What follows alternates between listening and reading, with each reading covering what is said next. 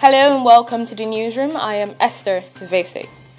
Results from the All Progressives Congress governorship primary in Lagos State shows that incumbent governor Akinwumi Ambode is facing a losing battle to get his party's ticket.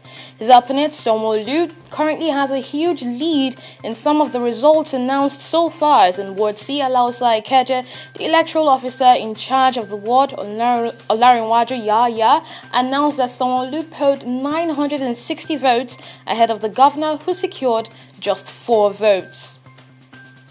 In other news, several vehicles have been burnt after a tanker was razed by fire in Lagos. The incident occurred at Barracks bus stop beside Inyanoba along Lagos-Badagry Expressway.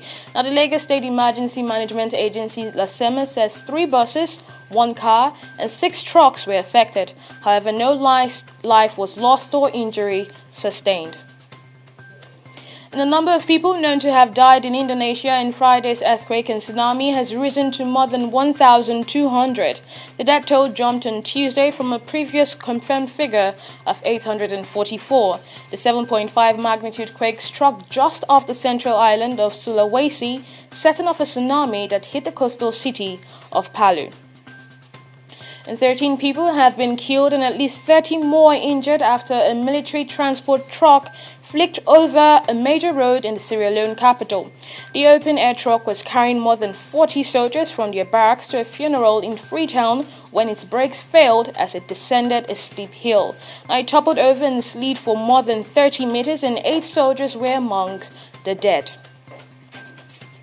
U.S. forces have killed 9 militants in targeted airstrikes in southern Somalia, and the U.S. Africa Command, AFRICOM, says it took action in response to attack by al-Shabab militants on Somali government forces on Monday, about 40 kilometers, that's 25 miles, from the port city of Kismayo. Now, AFRICOM was established in 2007 to run all of the U.S. military's operation in South Africa.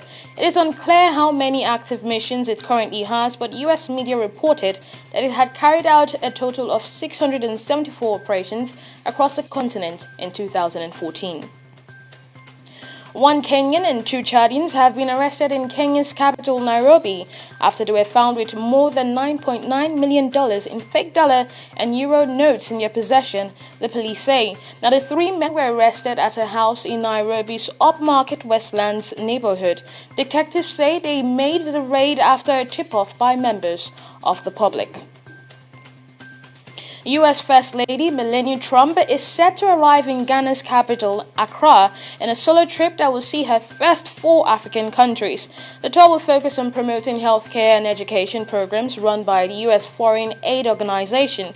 She will also visit Kenya, Malawi, and Egypt to foster diplomatic relations. Police in Las Vegas have reopened a criminal investigation at the request of a woman who has alleged a civil suit that global football star Cristiano Ronaldo sexually assaulted her in 2009. Now, the suit says Mayorga asked police last month to reopen a criminal case from that day. Now, Las Vegas police, while not mentioning Ronaldo, confirmed to the Associated Press and USA Today that the reopened case was brought by the woman named in the lawsuit. Now, police now say they responded to the sexual assault call on the date Mayorga is alleging in her civil suit, but said the victim did not provide detectives with the location of the incident or the suspect's description at the time, although they say a medical exam was conducted.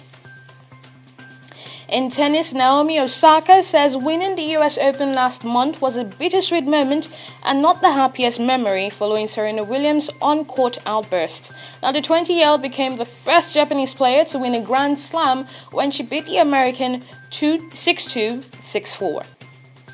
And that's the latest news update from the newsroom. Thank you very much for watching. I am Esther VESE.